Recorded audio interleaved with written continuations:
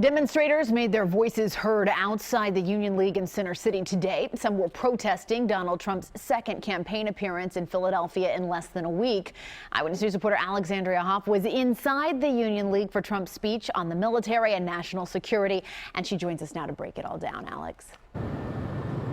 Well, Jessica, all along this campaign trail, we've seen this pattern of Donald Trump using his slogan, "Make America Great Again," and then opponents or even undecided voters firing back with, well, how do you plan on doing that? Now, today, right here in Philadelphia, he outlined a preliminary plan and has a very strong military focus. It was the right venue and crowd for Trump to unveil specific military enhancement plans and foreign policy. We will build an active army of around 540,000. We will build a Navy of 350 surface ships and submarines as recommended by the bipartisan National Defense Panel. We will also seek to develop a state-of-the-art missile defense system.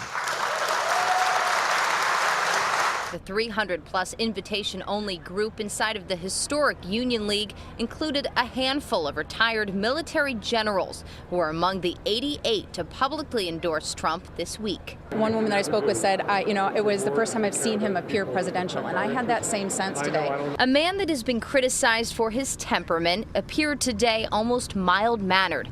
Trump said if elected, he would seek to end the military sequester and increase domestic energy production among revenue sources.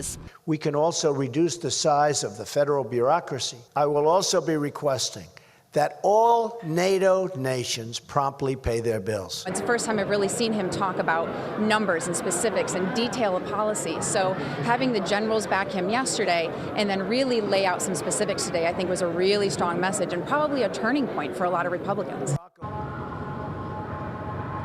Now, of course, Donald Trump did not ignore his Democratic opponent. When he was talking about the need for enhancing U.S. cybersecurity, he used Clinton as a harsh example of, quote, how vulnerable we all are to cyber hacking. Reporting in Center City, Alexandria Hoff, CBS 3 Eyewitness News. Alex, thank you.